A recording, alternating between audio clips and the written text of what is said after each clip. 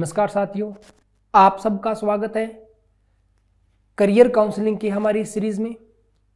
देखो बच्चों, आज अगर मैं गवर्नमेंट जॉब की बात करूं तो इनकी लोकप्रियता पहले की अपेक्षा काफ़ी बढ़ गई है। इसका कारण है क्योंकि हमने अभी अभी हमने कोरोना जैसी महामारी देखी है। इसके अंदर हमने देखा कि कैसे निजी क्षेत्र में काम करने वाले व्यक्ति बेरोजगार हो गए। तो ऐसा माहौल जब हमने देखा तो हमारा जो झुकाव था वो कहीं ना कहीं गवर्नमेंट जॉब की तरफ बढ़ गया। और इसके अलावा भी कुछ बच्चे ऐसे भी होते हैं, कुछ छात्र ऐसे भी होते हैं जिनका बचपन से सपना रहता है गवर्नमेंट जॉब का, और कुछ ऐसे भी हैं जिनका रेलवे के अंदर गवर्नमेंट जॉब का सपना रहता है। तो आज हम इसी सीरीज़ को आगे बढ़ाते हुए रेलवे के अंदर जॉब्स की बात करेंगे। रेलवे यानी कि railway recruitment board. Railway recruitment board समय समय पर अनेकों भर्तियां निकालता है, जिनमें से एक है आरआरबी एनटीपीसी। आरआरबी एनटीपीसी यानी कि non technical popular category. RRB का मतलब रेलवे रिक्रूटमेंट बोर्ड, यानी कि railway recruitment board non technical popular category. इस नाम से जो भर्तियां निकाली जाती हैं बच्चों, कुछ इसके अंदर अगर मैं बात करूं तो इसके अंदर आता है जूनियर क्लर्क कम typist, goods guard, station master जैसी कई भर्तियां इसके अंतर्गत निकाली जाती हैं। अब देखो बच्चों, होता क्या है, इन सब भर्तियों के लिए अलग अलग शैक्षणिक योग्यता होती है। शैक्षणिक योग्यता के अलावा अगर मैं बात करूं तो एज लिमिट भी होती है, एज लिमिट भी फिक्स होती है।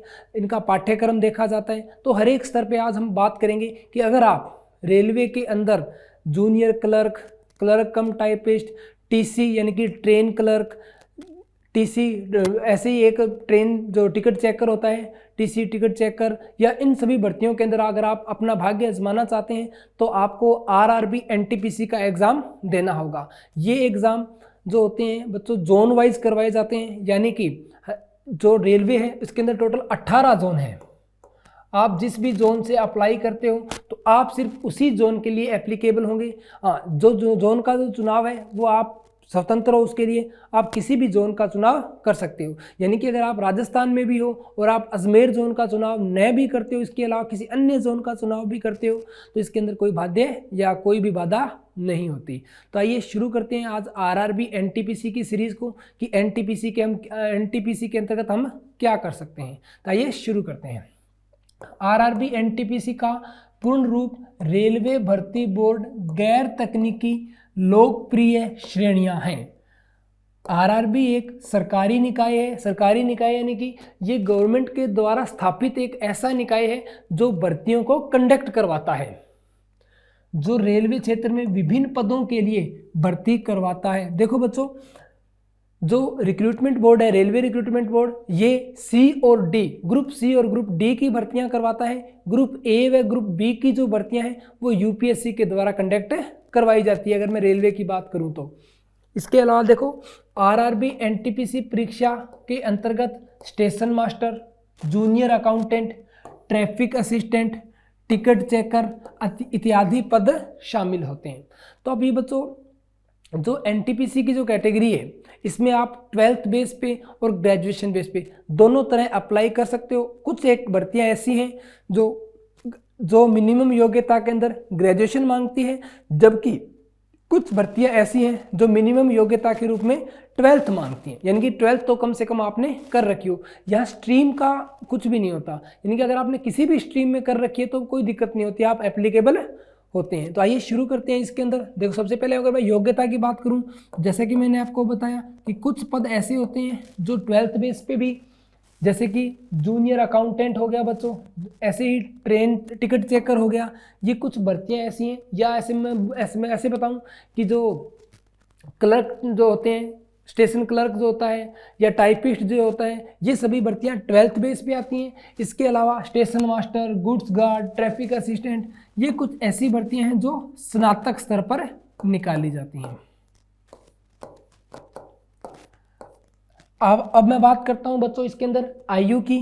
तो जो एज है बच्चों, मिनिमम एज है 17 ईयर, और जो मैक्सिमम एज है बच्चों वो है 25 ईयर, यानी कि 25 साल।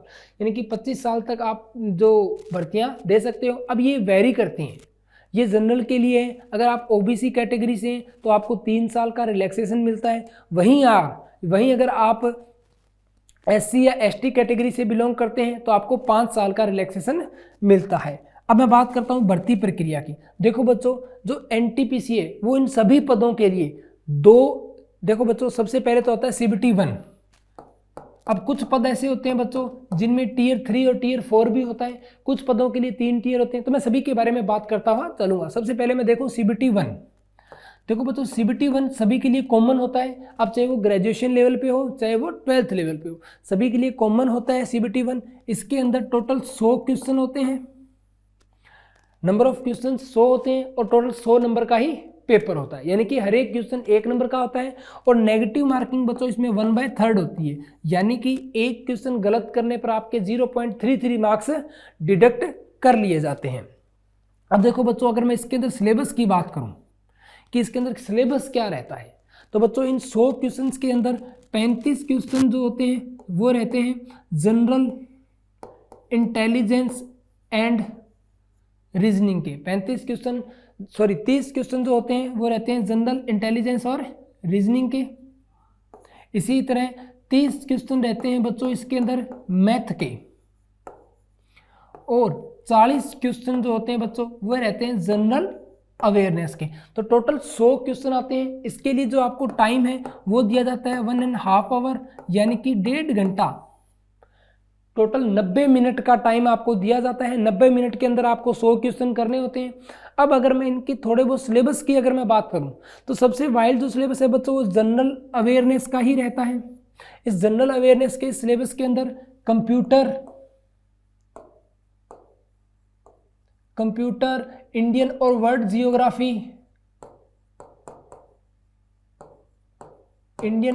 जियोग्राफी, ऐसे Indian history, world history, Indian polity, art culture, environment,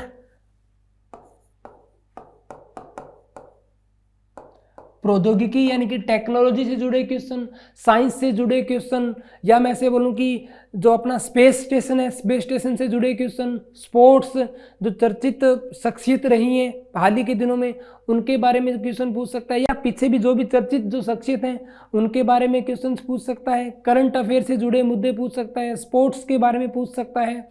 ऐसे ही यानी कि नेशनल पार्क हो गया, यानी कि जो स्टैटिक जीके है सारा पार्ट इसी के अंदर काउंट होता है। तो जीके के टोटल 40 क्वेश्चन आते हैं, टोटल 100 क्वेश्चन आते हैं, प्रत्येक क्वेश्चन 1 नंबर का आता है। तो यहाँ बच्चों जब CBT 1 आप क्लियर कर लेते हो तो यहाँ उसके बाद हर एक कैटेगरी के लिए अलग अलग रैंक निकाली जाती है, अलग अलग मेरिट निकाली जाती है। फिर उस मेरिट के आधार पर आप CBT 2 देते हैं। अब ये थी बात बच्चों CBT 1 की। अब मैं बात करता हूँ CBT 2 की।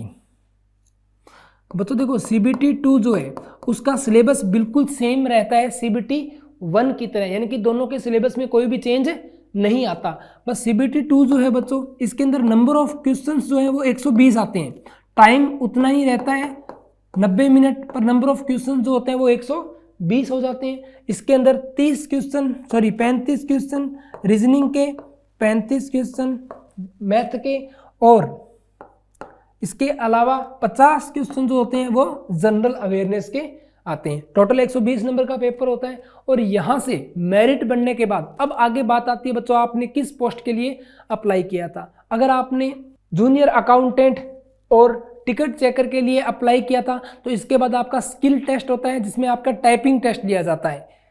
ये डिपेंड करता है आपने फॉर्म भरते समय कौन सी लैंग्वेज का चयन किया था, हिंदी या इंग्लिश। इसके अलावा अगर मैं स्टेशन मास्टर या गुड्स गार्ड के पदों की बात करें तो यहाँ एक साइको टेस्ट लिया जाता है, यानी कि अलग अलग आधार पे टेस्ट लिए जाते हैं। और लास्ट में सबसे जो लास्ट स्टेप होता है बच्चों वो होता है मेडिकल, यानी कि रेलवे के अंदर आपका प्रॉपर मेडिकल भी किया जाता है। जब आप सभी स्टेज को पार कर लेते हैं तो आपको मेरिट बेस के ऊपर या मेरिट के आधार पर अंतिम चयन के लिए शामिल कर लिया जाता है। तो देखा आपने कि कैसे एनटीपीसी में सिलेक्शन के लिए अपने को किस प्रक्रिया से गुजरना पड़ता है और एनटीपीसी के तहत कौन कौन सी जॉब निकाली जाती है। ऐसे ही बच्चों आप किसी अन्य जॉब के बारे में भी जानना चाहते हैं जो रेलवे से जुड़ी हुई हैं तो आप हमारी दूसरी वीडियो भी देख सकते हैं। तब तक के लिए धन्यवाद।